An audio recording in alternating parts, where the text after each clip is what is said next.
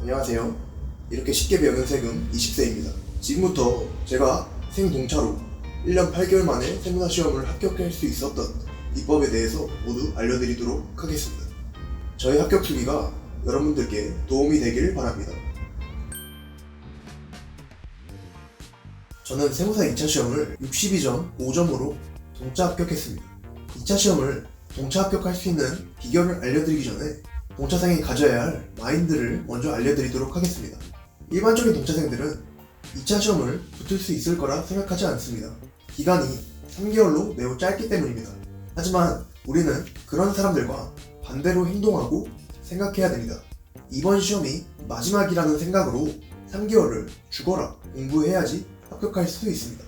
대부분 동차생들은 이번에는 당연히 안 될 테니 유예 때 열심히 하자고 생각합니다. 그런 사람들은 200% 시험에서 떨어집니다. 합격 확률을 1%라도 올리고 싶다면 동차생이라는 생각을 버리고 인생을 걸고 3개월을 보내셔야 됩니다. 저는 중급회계, 세무회계, 세법학 강의를 동시에 진행했습니다. 동차생은 공부 시간 자체가 부족하기 때문에 모든 강의를 동시에 진행할 수밖에 없습니다. 그런데 원가관리회계 2차 연습서 강의를 따로 듣지 않았습니다. 그 이유와 결과에 대해선 뒤에서 말씀드리도록 하겠습니다. 중급회계는 1차 시험을 준비하면서 2차 연습서를 2회 정도 복습했습니다. 그렇기 때문에 강의를 듣고 최종적으로 한 번만 제대로 복습하자는 생각으로 공부했습니다. 그래서 2차 동차 강의를 다시 한번 들으면서 요약서를 통해 복습을 한 후에 연습서 공부를 했습니다. 결론적으로 중급회계 2차 동차 강의를 듣고 2차 연습서 문제를 2회 정도 복습할 수 있었습니다. 중급회계는 1차 시험과 마찬가지로 김기동 회계사님의 강의를 적극 추천드립니다. 간혹 강사를 바꾸시는 분이 계시는데 강사를 바꾸시다 보면 문제풀이 방식이 달라지기 때문에 강사를 바꾸는 것은 절대 추천하지 않습니다. 강사분을 한 명 정했다면 합격하기 전까지 밀고 나가시는 것을 추천드립니다. 결과적으로 중급회계 연습서를 총 4회 정도 복습을 했고 회계학 1부에서 68점이라는 비교적 높은 점수를 얻을 수 있었습니다. 세무회계는 1차와 동일하게 강경태 회계사님 강의를 들었습니다. 앞서 말씀드렸듯이 강사를 바꾸는 것은 정말 위험한 행동이기 때문에 한번 정하신 강사분을 끝까지 밀고 나가시는 것을 추천드립니다. 세무회계는 1차 공부를 할 때부터 연습서 공부를 했었습니다. 하지만 1차 시험 때 연습서에 있는 모든 문제를 다 풀고 복습하진 않았기 때문에 추가적인 공부가 필요했습니다. 저는 1차 시험을 준비하면서 부가가치세법은 연습서에 있는 모든 문제를 풀었고 법인세법은 강경태 회계사님이 찍어주신 문제만 풀었고 소득세법은 따로 복습하지 않았습니다. 따라서 2차 기간에는 2차 동차 강의가 아니라 2차 유예 강의를 들으면서 연습서에 있는 모든 문제를 2회 정도 복습하는 것을 목표로 했습니다.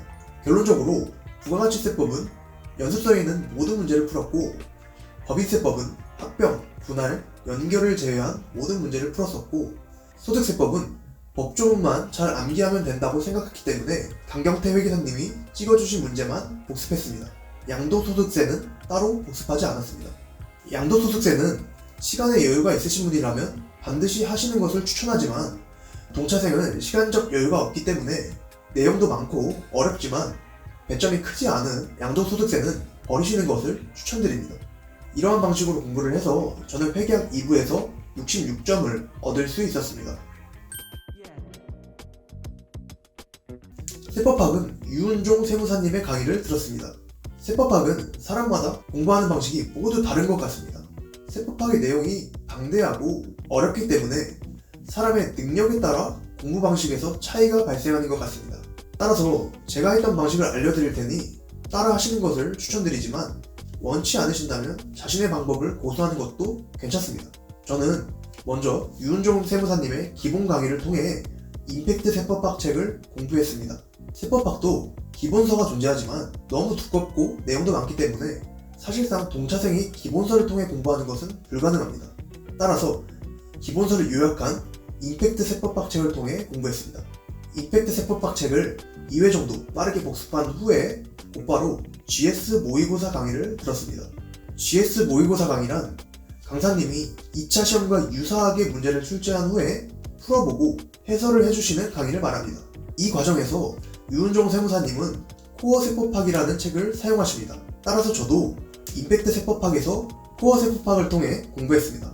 정리를 하면 기본 강의를 들은 후에 임팩트 세법학을 2회 정도 빠르게 복습하고 바로 GS 모의고사 과정으로 넘어가서 코어 세법학 교재를 통해 모의고사 공부를 했습니다. 저는 이 방식을 통해서 세법학 1부는 55점, 세법학 2부는 61점을 얻을 수 있었습니다. 세법학에 등장하는 판례는 모두 두 가지 논리로 진행됩니다. 첫 번째는 엄격 해석 논리이고 두 번째는 목적론적 해석 논리입니다. 엄격 해석 논리란 말 그대로 법조문 자체를 엄격하게 해석하는 것을 의미합니다. 따라서 법조문 내용을 글자 하나하나 정확하게 암기해야지 높은 점수를 얻으실 수 있습니다. 목적론적 해석이란 법조문의 취지에 비추어 해석한다는 것을 의미합니다. 따라서 법조문의 취지를 암기하는 것이 높은 점수를 얻기 위한 방식이라고 생각합니다. 결과적으로 세법학은 법조문과 그 취지를 암기하는 것이 굉장히 중요하다고 생각합니다.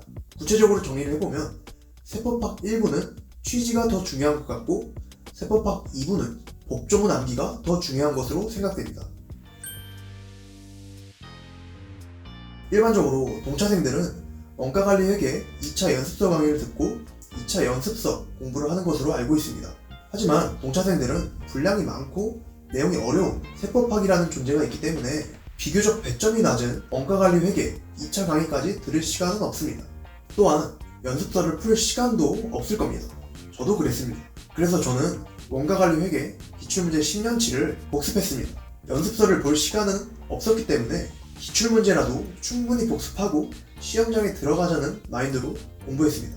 저는 기출문제만 20번 넘게 복습했는데도 2차 시험에 나온 원가관리회계의 모든 문제를 맞출 수 있었습니다.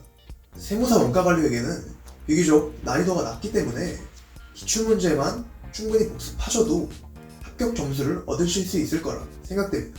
동차생은 합격을 목표로 공부하는 것이 아니라 완주를 목표로 공부해야 됩니다. 따라서 스트레스 받지 마시고 시험장에 가서 답안을 다 쓴다는 것을 목표로 공부하시길 바랍니다. 그렇게 하면 동차 합격을 이루실 수 있을 거라고 생각됩니다. 여러분의 합격을 기원합니다. 지금까지 20세였습니다. 감사합니다.